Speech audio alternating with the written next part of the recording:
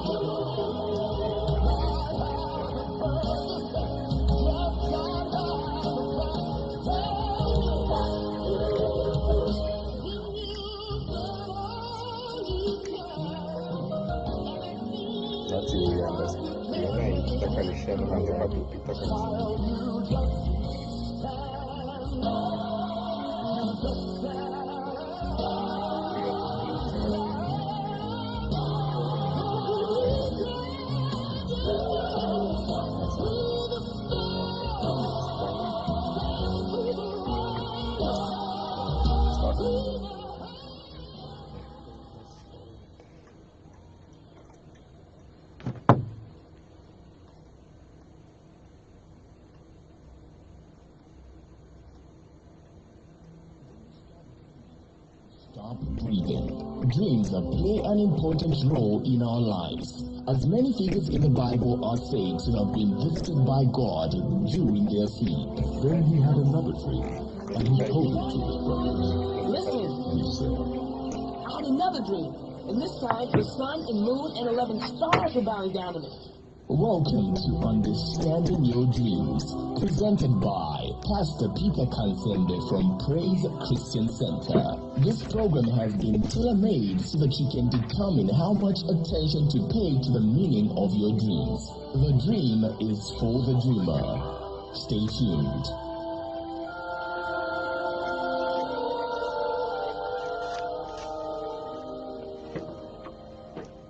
Welcome to Understanding Your Dreams. This is Pastor Peter Kansembe from Praise Christian Center. Once again, I bring to you greetings from our Bishop, Dr. Edgar Ngambi. As usual, we start by reading from Proverbs chapter 33 and verse 14. The Bible says, "For God may speak in one way or in another way, yet man does not perceive it. In a dream, in a vision of the night, when deep sleep falls upon men while slumbering on their beds, then he opens the ears of men and seals their instruction, in order to turn man from his deed, and to conceal pride from man, and to keep back his soul from the pit, and his life from perishing by the sword." So as usual, we say that God can speak in many ways to us. He can speak through the reading of the word. He can speak as you listen to the word being taught on a Sunday or any other day. But one of the primary ways in which God speaks to all men is dreams, because with dreams he can reach anybody.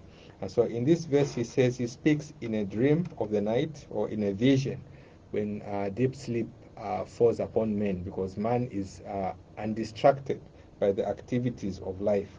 And so we also see that with dreams God can reach anyone. And so in tonight's program, we want to carry on looking at dreams, understanding dreams, and we want to look at some of the dreams that have been coming in this particular season, and also in this new year, to try to realign as to see how God is speaking to us in so many different ways.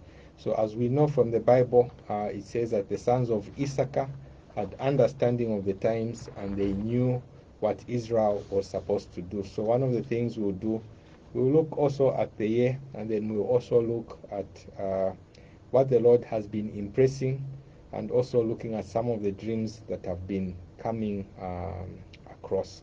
So like I shared on the platform earlier, a time to review, one of the key themes that we see about this time in which we are is that there is a divine audit of God that is taking in his church, among his people, among his children.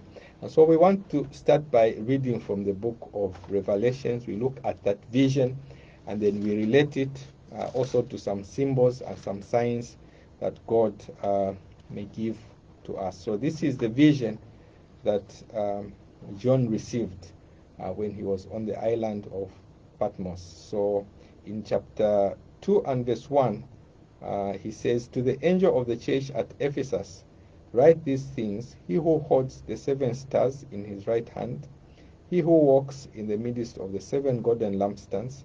I know your works, your labor, your patience, and that you cannot bear those who are evil. And you have tested those who say they are apostles and are not, and have found them liars. And you have persevered, and have patience, and have labored for my name's sake, and have not become weary. Nevertheless, I have this against you, that you have left your first love. Remember therefore, from where you have fallen, repent and do the works you did at first, or else I'll come to you quickly and remove your lampstand from its place, unless you repent. But this you have, that you hate the deeds of the Nicolaitans, which I also hate. He who has an ear, let him hear what the Spirit says to the churches, and let him who overcomes give, I will give to it from the tree of life that is in the midst of the paradise of God." So one of the things that we see, like we shared in earlier in the programs, one of the programs, is that when God speaks to us, there is always a redemptive line in the way he speaks. So it can be a dream, it can be a vision.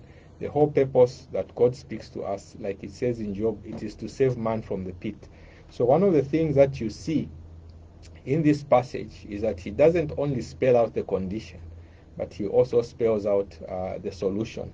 And so one of the things that we see clearly in this time is like there is a divine audit, or there is a divine review, there is a divine stock taking. And as we look at this, we are going to appreciate from some of the scriptures and also some of the dreams that you might have. So now when you look at, for example, in Genesis chapter 1, verse 4, verse 10, and verse 31, there it says that when God created things and he looked at them, the Lord said it was good. In other words, whatever God had done, he came back and began to review it. And after he reviewed it, he made an official statement and said it was good. And so you see that God would inspect, God would stock take, God would audit exactly what he had done, and he declared it good.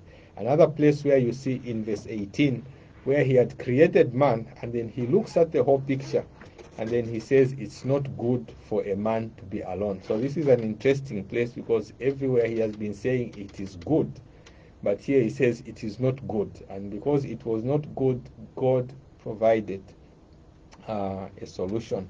So in this particular time, I believe that some of the dreams that we are hearing, or I'm hearing people sharing, they are pointing mainly to the fact that God is stock taking the church, God is auditing the church, God is reviewing what has been going on in the house of God to see whether it is conforming to his purposes. Now, to further on appreciate this foundation, you would like to maybe appreciate what it is to inspect or to audit things. It is to examine, to look into issues closely, to consider, to survey. And so when you look at, for example, Genesis chapter 4, verse 6, this is the time that Cain is angry with his brother, because Cain has, Abel has offered a better sacrifice. And the Lord comes to him and does an inspection and asks him, why are you angry? Now, if you look at some of the dreams people have, they talk about being angry in their dreams, being frustrated with somebody, or they are beating up somebody. There are people that have had dreams they are stoning their grandmother or stoning their mother or stoning somebody they know. And one of the things, like we know, when Stephen was stoned, he was stoned because he was being accused. When the woman caught in adultery was brought for stoning to Jesus, they brought her because they were accusing her. And so in this passage, we see clearly that there was a sort of accusation that Cain had against his brother. And so he was angry in the heart. And the Lord said to him, if you do well, will you not be accepted? In other words, God reviewed Cain's attitude, Cain's work, and gave him a solution. And so in this season, in this time, we know that God is reviewing the things that have been going on in the churches, in individual lives, at personal level. There is a divine review that is going on. And one of the things that you see is that at the end of this year and last year and beginning of this new year, you begin to hear that many believers are sitting down to review and to think whether what they have done has really been serving God. So God will give you dreams in this season that will cause you to sit down. And instead of accusing, some of those dreams will come in order to show you an area that God is reviewing. So to review again, it is to probe, to ask questions like he asked Cain, why are you angry with your brother? God will do that kind of search. Now, I know that many of us want to postpone these kind of things to the time of the end in terms of judgment, but we need to appreciate this foundation in order to appreciate the whole concept of what I'm trying to share tonight. If you look at John chapter 5, verse 22, it says, all judgment has been given to the Son. If you look at John chapter 5, verse 27, all authority to execute judgment is with the Son. John chapter 9, verse 39, for judgment I have come to expose. So now we see that Christ is a judge, and he comes to examine and to expose. And when the judge examines a case, he will come up to a conclusion. And so now, because we are seeing this time as a time when there is a divine review that is going on, we see that some of the dreams God will give are dreams that will cause you to question. For example, somebody was saying they had a dream of chairs that are standing in church and nobody is answering or ushering the people in their places. Some people have been having dreams they are preaching in church and everybody is sleeping in church. Nobody is paying attention. Why? Because God is giving those dreams because there is a divine review taking place. There is an audit. There is a stock taking place. Now, if we come back to the verse that we started with in Revelation chapter 2, the church at Ephesus. This book of Revelation is written about 60 years or 62 years after the death of Christ. Now, the significance of this is that Christ has died, Christ has established the church, and then 60 years later, he comes to do a stock taking. He comes to do an audit. He comes to do a review. Just like he did in Genesis, he created things and said all that he was created was good. And so I believe we are in that particular time when God is really auditing us as individuals and auditing us as churches, especially churches. I'm focusing on churches and believers. So now, if you see the introduction of the vision of John, he says, to the angel of the church at Ephesus. And then he introduces himself as the one who walks among the lampstands. So there again, he uses the lampstand as a symbol of the church. And then he uses the angel. Now, the angel he's talking to there is not the spiritual angel. He's talking about a bishop or a pastor or a church overseer. So the letter is written to the pastor and then written to the church. And so you will see that already God gives us a symbol. So if you are dreaming of candles going out or a candle is turning off, God might be speaking to you about the church. A good passage to review is this particular one, because at the end he says, I will remove the lampstand, because that lampstand is not performing according to the purpose that I intended it to perform.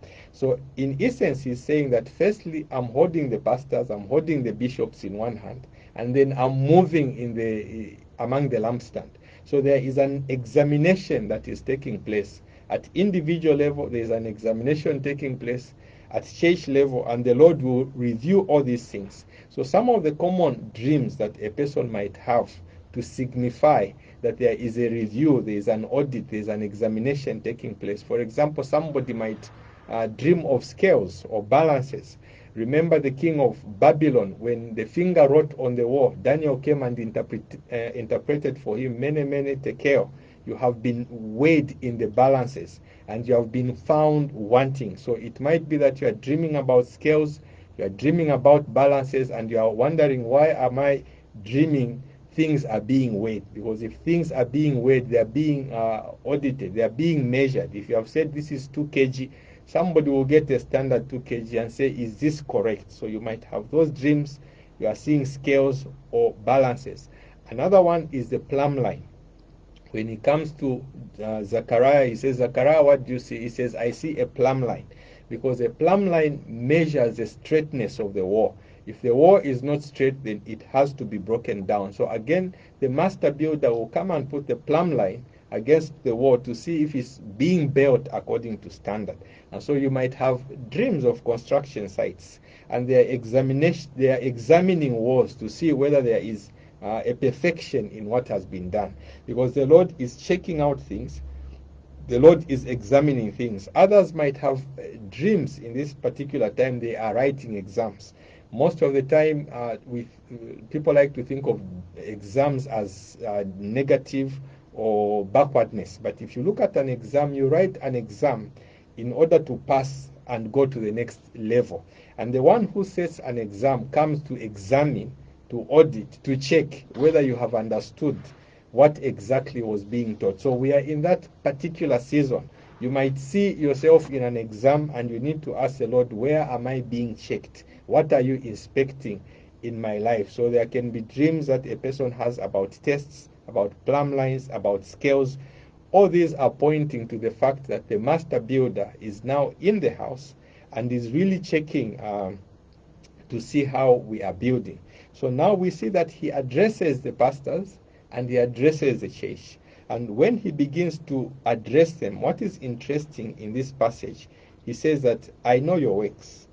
I know your works. I know what you've been doing. Now, when you look at this passage from the beginning, for instance, he says, I know your works, I know your labor, I know your patience, I know you cannot persevere those who are evil.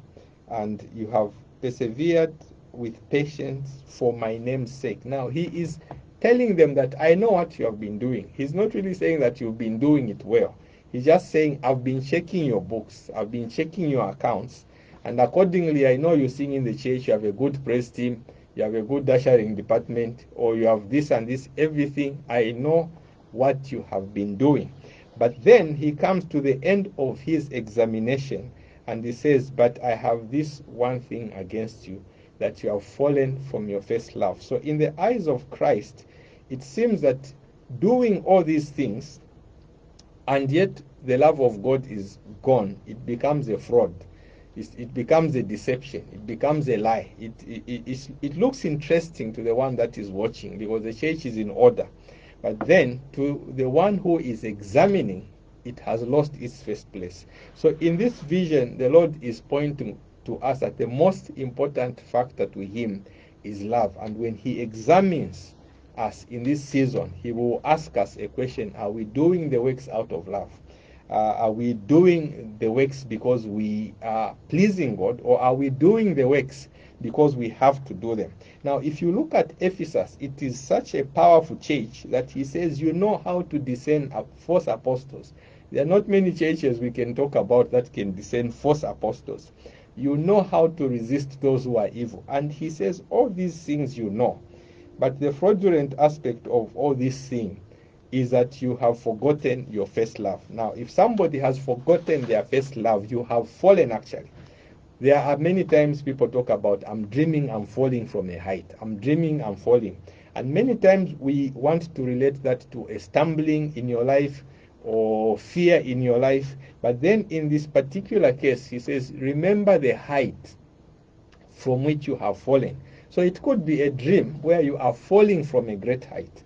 And rather than thinking of all the negative evils that can come with falling, because we are in a season of that divine audit when God is checking things, then we need to ask ourselves, Lord, I am falling from this height. Have I fallen from my first love? Have I fallen from the place where I used to save you with love? Because when you see all these things, God can tabulate them clearly for you in a dream. And then after that, now he will begin to have a conversation. So now, for example, when you talk about falling from first love, what example could you give? For example, in a marriage, people can be married, and in their hearts they are divorced, but they are there together just for the sake of taking children to school. In other words, they have fallen from their first love. They are no longer in love. They don't like each other, but because they have to take the children to school, they pretend. And so you find that you can be in a place where you are serving God in a church, you are in ushering, you are in choir, you are in singing, or you could even be a pastor pretending to be in love with God, but just preaching for the sake of preaching, because I don't want to stop this. I just have to appear to be in this marriage. So again, you can have that dream of falling from great heights. If you look another example, for example, there are people who can say, let's just look like we are married, but we have different bedrooms, we have different, everything is separate. But for the sake of status, let's make this thing look like it's working. And so you find that again, we can be in a church and we are serving, but our hearts are really far away from that. And so some might have dreams of broken relationships, broken marriages. Most of the time, when we see these dreams of broken relationships, of broken marriages, we immediately want to point to ourselves. But remember Paul in the book of Ephesians, he points the relationship between Christ and the church as that relationship of a husband and a wife. So in this season, when you have those dreams of marriage instabilities, husband and wife divorce, let's go beyond just thinking that there is trouble in your marriage, because there may not be any trouble, but God may be speaking to you about the status of the church, in that it may be looking rosy on the outside, but on the inside, everything has really collapsed, everything has fallen, because there is a divine audit, there is a divine examination. God is checking from ministry to ministry, just like he did the 7 churches, from one place to another, auditing and giving a church its report. We are in that season where God is auditing every believer, auditing every bishop. The bishops, the pastors, they are in the right hand. The churches, he is walking among them. And so you might have that dream where you are being told things are out of order in church. The benches are fallen. You are dreaming the music is not in place. Don't just be in a hurry to say the choir has a problem, because I dreamt they are singing Chilea, or they are singing out of key.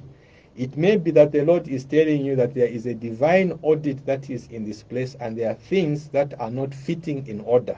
So it's not a time to be in a hurry just to judge somebody because you saw that things were not in order in your dream in the church. It's not for you maybe to go and tell that elder you saw. Maybe God is calling you your attention. I'm not pleased about this particular thing, because there is a divine move of God that is taking place, and he's examining.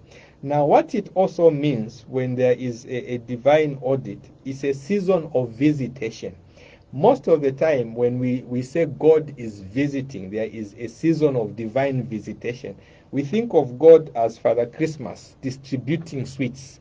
But when there is a season of divine visitation, it means there is a season of divine inspection, divine audit. And so when Jesus Christ came on the earth, you see that he would point out the errors of the Pharisees. He would point out the errors of the scribes, because there was a divine visitation that was taking place. Now, if you look at the numbers, we could look at it from the Hebrew year, but maybe let's not go in that direction. Let's just look at it from the Roman year, like we taught on numbers in some program, and just appreciate 2022.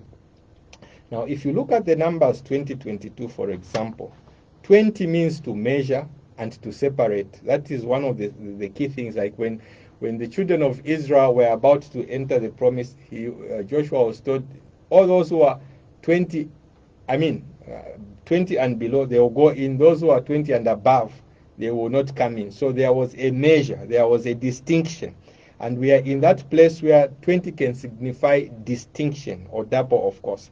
But then when you go further, 2 is also witness. 2 is to divide, or 2 is to witness, 2 is to agree. So now if you look at these two numbers and put them together, 2022, then you could say this is a time to measure, to weigh, to separate, to divide, and to witness. In other words, when God looks at everything that is happening around, he is going to weigh, witness, and give a report. And this is the type of report that he gave to each of the 7 churches that were in that particular time. So I want us to remember as we go into this particular year, this is the second program that we are doing, and because I've been seeing the dreams that people have been sending in, and the dreams are pointing to the fact that God is auditing individuals, God is auditing churches, God is really checking on what has been going on in ministries, and God is going to issue a report. So you might have these dreams where things are being examined. You might have a dream you're at work, things are being examined. You might have a dream you're at school, everything is being examined, because we are at that particular point where God is examining things. Now, what it also means when you are in that season of visitation and God is checking, it means that God is going to settle accounts. God is going to balance accounts. And so if we look at, for example, 2022, 2 is a balance. It's like the numbers are balanced. Apart from we remove the 20, we remain with the 22. It's a balance. It's an even thing. So God will balance accounts. Like in the time of Joseph, God balanced accounts with his brothers. In the time of Esther and Mordecai, God balanced accounts when Haman was hanged. So we are in that season when God is reviewing, and God will balance everything. So as you dream, I encourage you, take a look at these scriptures, especially where God is reviewing things. And I believe that God will clarify things in your life as we go into the year ahead. So until the next time, this is Peter Kansembe from Praise Christian Center. You may like my page on Facebook, Peter Kansembe Understanding Dreams, or you may send in your question by text or WhatsApp to 0961 500 512, 0961 500 512, and we'll be more than glad to assist you. Until the next time, shalom.